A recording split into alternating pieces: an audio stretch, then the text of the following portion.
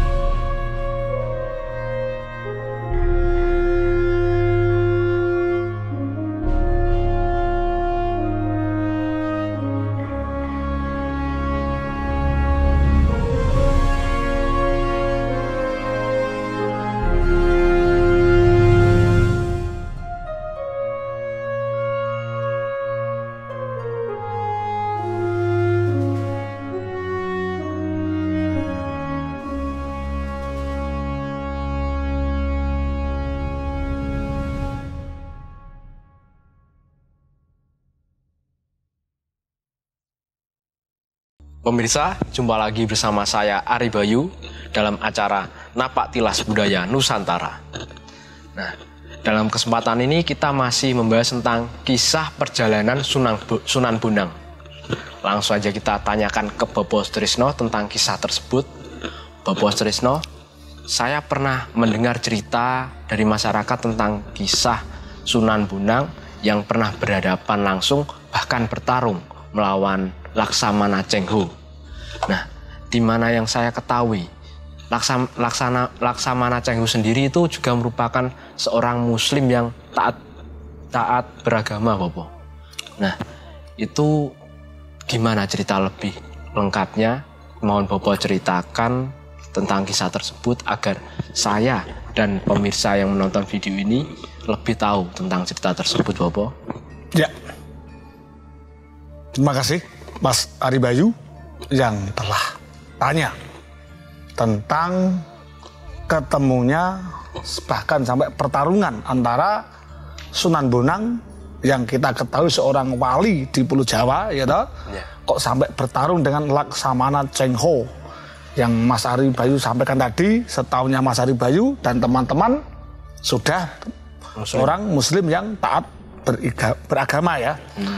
Betul sekali Mas Ari Bayu yang Mas Ari sampaikan tadi. Namun betul itu pun juga butuh pembenaran. Walaupun pembenaran saya dari sebuah cerita yang turun-temurun di masyarakat, di mana sekitar beliau Sunan Bonang tinggal saat itu, tepatnya di Laladan Lasem. Nah, karena apa? Nah, tentu kok bisa toh Laksamana Cengho kok bertarung kan gitu mungkin, ya. Gimana itu? Sedangkan kan tidak mungkin menurut secara sekilas, ya. Nah, inilah yang menjadi pertimbangan yang akan saya sampaikan sebagai jawaban saya ke Mas Ari Bayu. Tentu hanya berdasarkan kemampuan saya, kemampuan dari pembelajaran saya, pembelajaran yang saya dapat dan akan saya jawab sesuai pertanyaan Mas Ari Bayu. Ya, Mas Ari Bayu, ya. Tentu akan saya sampaikan dulu siapa tuh Laksamana Cengho. Nah, siapa itu? Laksamana Cengho itu mempunyai nama lain Dampo Awam. Oh, Dampo. Kalau orang Jawa menyebut kan susah. Orang Jawa sekitar atau santri-santri Sunan Bonang menyebutnya Dampo Awam gitu aja, ya. Itu nama lain dari Laksamana Cengho adalah Dampo Awam untuk memudahkan suatu panggilan. Kalaupun ada orang yang memanggil dengan nama lain, asalkan tujuannya sama, tidak ada merubah niat sedikit pun untuk merubah suatu tempat dan kejadian, sudahlah kiranya pemirsa untuk memberikan maaf yang sebesar-besarnya. Oke ya? Ya, Bang. Mas Aribayu, saat itu memang benar siapa toh Dampok Awam Laksana Cengho itu dia adalah seorang Tionghoa atau Tiongkok, Mas. Sebangsa Cina, itu marga Cina. Ya. Cina gitu loh. Lah dia memang sudah menganut agama, Mas. Agama Islam, gitu. Namun tidak bisa dipungkiri naluri seorang Tiongkok pada saat itu yang dimiliki seorang Dampok Awam atau Laksamana Cengho tetap menguasai ilmu perdagangan. Apa itu ilmu perdagangan? Adalah ilmu yang selalu terfokus bati lan rugi, untung atau rugi, gitu kan? Ya. Lah, oleh Sunan Bonang karena sudah mengetahui etika baik, kedatangan Laksamana Cengho di tanah Jawa, tepatnya di daerah Lasem, kan berdagang.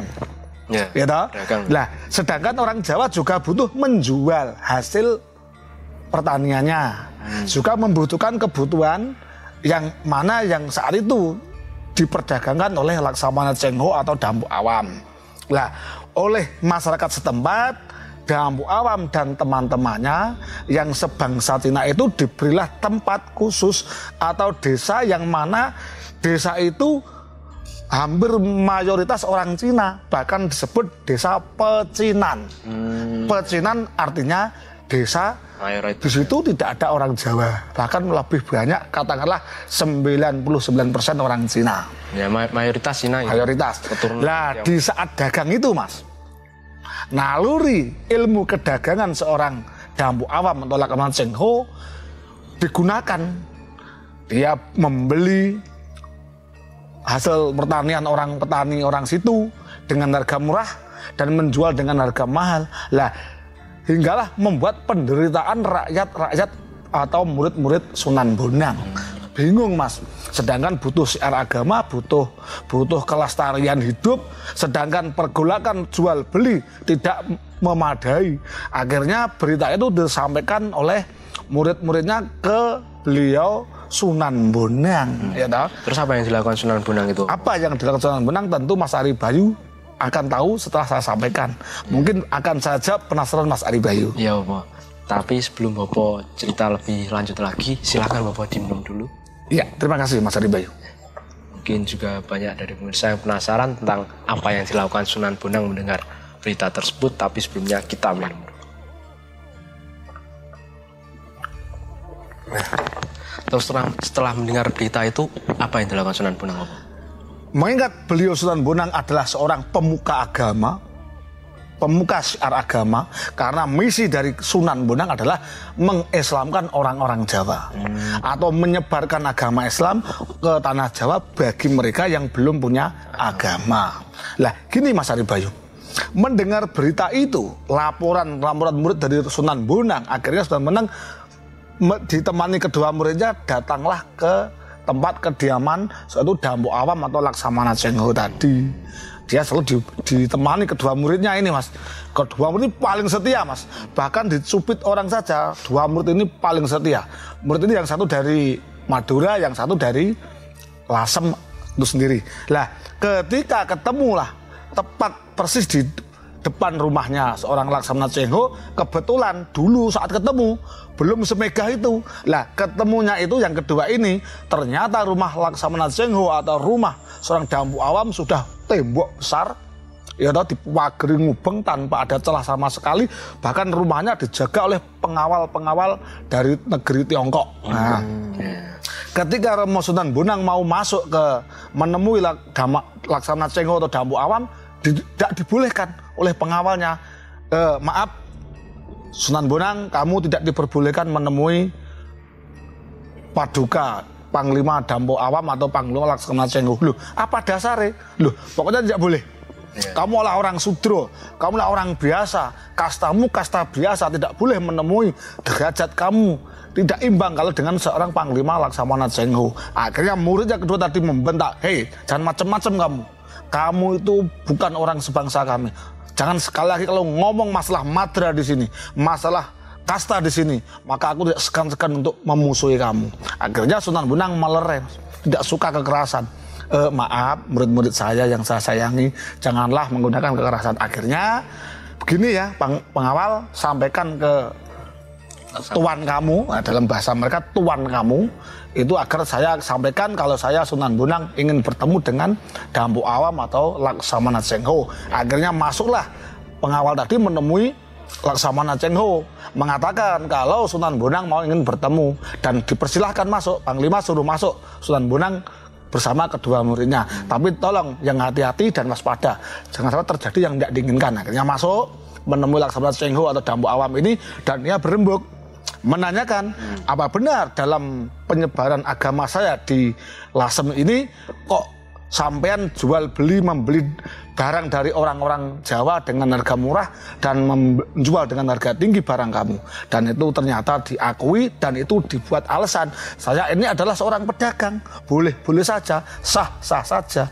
Loh, tapi kan tidak seharusnya begitu. Akhirnya telah diajak untuk baik-baik tidak mau, tetap bersikeras menggunakan ilmu dagangnya, tidak nengenke mengutamakan syiar agamanya. Jadilah perselisihan dan adalah perjanjian antara Dampu Awam atau Laksamana Cheng Ho dan Sunan Bonang. Perjanjiannya apa Bapak itu? Gini perjanjiannya Mas Ari Bayu. Begini Sunan Bonang, kalau santri-santri bisa mengalahkan pasukan saya, dan saya sebagai pimpinan pengawal dan kamu sebagai pimpinan para santri-santri di Kasunanan Bonang, maka saya akan mengakui dan saya akan menuruti kemauan Sunan Bonang. Akhirnya hari yang ditentukan, semua santri-santri murid Sunan Bonang bersedia karena diniati kalaupun perang itu mati syahid, jihad ya toh. Dari pihak seorang Laksamana Cheng Ho, prajuritnya dengan gagah berani membawa senjata alat perang lengkap, dan perang ditentukan di pinggir laut, Mas. Sekarang tempat itu mungkin jadi namanya Pantai Tuban. Pantai Tuban. Ya, Pantai Lasem, perbatasan Tuban. Itu saat itu ya belum ada batas antara Kadipaten Tuban dan Kadipaten Rembang. Yang ada adalah Pantai Lasem.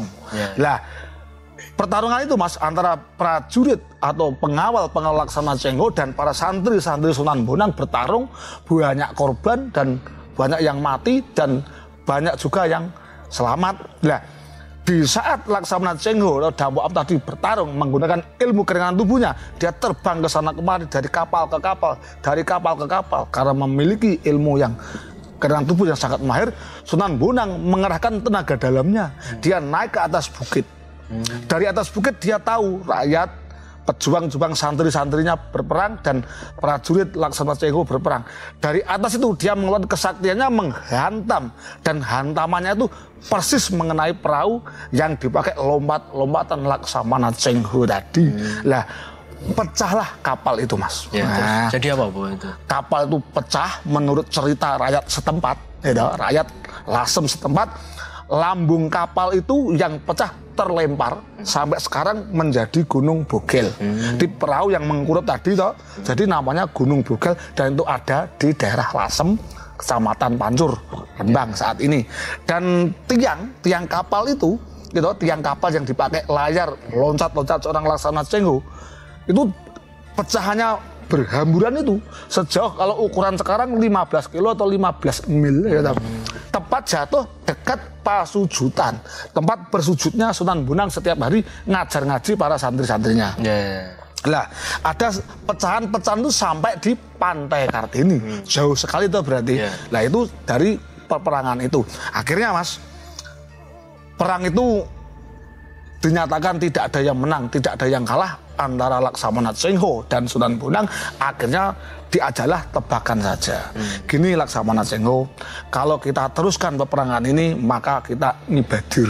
Dalam bahasa Sunan Bonang, dalam bahasa nasional, percuma tiada guna, ibarat berebut sesuatu yang belum jelas. Karena apa? Ini jelas muspro. Karena agama muspro tak tiada guna.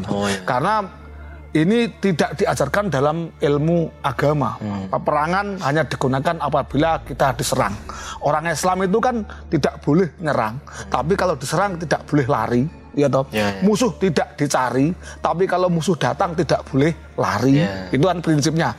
Bonang ingat itu, Romo Sunan Bonang ingat filsafah itu. Akhirnya dibuatlah kesepakatan dengan ilmu tebak-tebakan. Tebak-tebakannya gimana? Tebak-tebakannya gini, Mas Ari ingin tahu? Iya, Pak. Yang jelas bukan tebak-tebakan seperti anak kecil. Zaman Mas Ari Bayu masih kecil, berapa kelereng di tangan saya, bukan. Tapi tebakan ini Mas Ari Bayu semakin penasaran, dan teman-teman studio pasti penasaran. Dan teman-teman mahasiswa bersama Mas Ari Bayu tentu penasaran. Dan siap dijawab. Ya Allah. Tapi sebelum Bapak jawab, silakan Bapak diminum. Oh iya, terima kasih Mas Ari Bayu. Biar encer ya. Ya.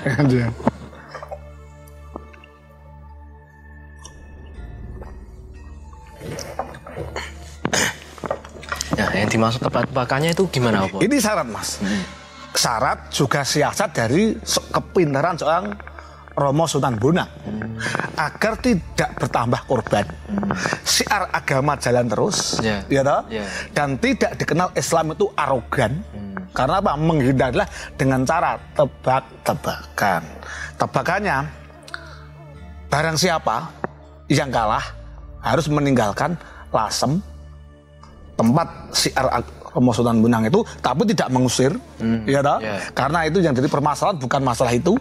Kalaupun nanti Romo Sunan Bonang kok ternyata yang kalah dalam tebakan, sebaliknya Sunan Bonang dan para santrinya akan mencari tempat yang lain dan membiarkan tempat itu menjadi lahan perdagangan orang-orang Tiongkok atau di bawah pimpinan Dampu Awam atau Laksamana Cheng Ho. Akhirnya sepakat, Mas. Yang jadi bahan tebakan, Mas, jangkar perahu itu loh. Itu terbuat dari apa coba? Apa? Besi. Oh, besi. Besi, karena kapal perang waktu itu ya besar sekali. Jangkar dari besi itu besar sekali. Menurut Mas Ari Bayu, jangkar besi itu kalau dilempar ke laut, tenggelam atau? Ya, tenggelam apa? Tenggelam ya. Persis jawaban Mas Ari Bayu dan tebakan yang dipilihkan Romo Sunan Bonang. Romo Sunan Bonang memberikan tebakan, hei Laksamana Cheng Ho atau Dampu Awam, jangkar kapal kamu yang besar itu kalau sampan lempar ke laut, kira-kira kerem atau kemambang. Dalam bahasa nasional tenggelam atau terapung. Nah, terapung itu kemambang, kerem itu tenggelam. Oleh Laksamana Cheng Ho, bodoh sekali kau Sunan Bonang. Ya jelas, pasti kerem, tenggelam. Insya Allah, dengan izin Allah, ya toh, punya keyakinan seorang Romo Sunan Bonang, kun payakun, kalamun Allah menghendaki, maka Allah akan mengabulkan permintaan umatnya. Lebih jelasnya, asalkan dengan keyakinan tinggi, Allah memberikan izin, maka besi sekalipun akan kemambang atau terapung. Walaupun saat itu seorang Laksamana Cheng Ho menganggap Sunan Bonang bodoh. Akhirnya, Mas, disuruhlah pengawal prajurit Laksamana Cheng Ho melemparkan jangkar tadi ke tengah laut, jeriet ke laut. Ternyata tidak kerem tapi kemambang. Lah, soraan prajurit, soraan santri-santri Sunan Bonang di kerem kemambang. Mungkin disingkat rembang, seperti itu, Pak. Seperti orang yang nampak itu. Tapi kerem sebagian menebak kerem, sebagian menebak kemambang. Mungkin tempat itu suatu saat nanti yang disampaikan Sunan Bonang, istilahnya di tempat itu dipanggil rembang. Rembang dari kerem dan kemambang. Mungkin sekarang ya. Awal mulanya dari Kabupaten Rembang tadi. Tapi saya tidak mengatakan itu awal mula Kabupaten Rembang. Tapi saat itu kata-kata Rembang adalah kerem dan kemambang, tenggelam dan terapung tadi, antara kesaktian Sunan Bonang yang sedang adu saktian dilanjutkan tebak-tebakan. Nah, setelah itu, Mas, ternyata itu kemambang, bukan tenggelam.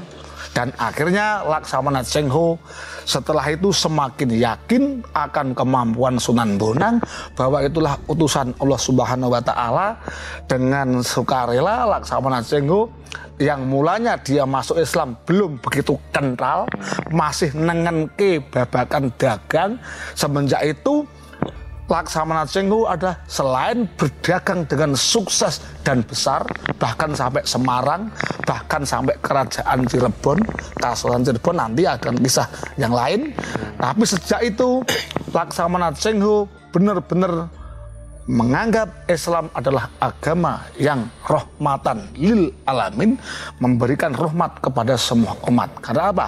Kata rahmatan lil alamin itu memberikan rahmat alam semuanya, bukan salah satu golongan atau orang-orang tertentu. Nah, mungkin ini Mas pembelajaran kita, kearifan seorang Sunan Bonang yang mana sebetulnya Sunan Bonang tidak mengusir sama sekali, namun sikap dari Laksamana Cheng Ho yang seorang panglima berpegang teguh apabila saya kalah akan meninggalkan tempat itu. Walaupun Sunan Bonang melarang, nggak usah pergi, mari kita hidup bersama, berdampingan, silahkan kau berkembang, berdagang, tapi berdaganglah yang sewajarnya, silahkan memeluk agamamu, kalaupun agama lain pengikutmu dipersilahkan, kalaupun Laksamana Cheng Ho mempertebal Islam yang sampean rasuk seperti yang saya rasuk, monggo wae. Istilahnya gitu Mas Aribayu ya. Mungkin oh tidak Mas, bukan sifat seorang Sunan Bonang kalau gitu. Justru malah dirangkul. Nah, kesepakatannya segala kemampuan saya dan pendapatan saya insya Allah akan saya sumbangkan untuk perkembangan Islam di tanah Jawa. Walaupun dia seorang bibit kawite orang Tiongkok, namun orang Islam tetap mengenal seorang Dampu Awam atau Laksamana Cheng Ho mempunyai jasa besar pada perkembangan agama Islam di tanah Jawa. Demikian tadi Mas Aribayu yang saya sampaikan ke Mas Aribayu, yang sedikit banyak bisa menjawab awal ketemunya atau pertarungan seorang Laksamana Cheng Ho dan Sunan Bonang. Kurang lebihnya, kalaupun ada versi yang lain, saya pribadi sebagai narasumber yang Mas Aribayu tanya saat ini, saya mohon maaf apabila ada kesalahan, kekhilafan. Saya adalah manusia biasa, tepat, salah, dan dosa. Sekali lagi, kalau ada sumber yang lain, saya mohon maaf, versi yang lain, saya mohon maaf, dan yakin saja pendapat orang lain belum tentu salah, dan yakin saja saya belum tentu benar.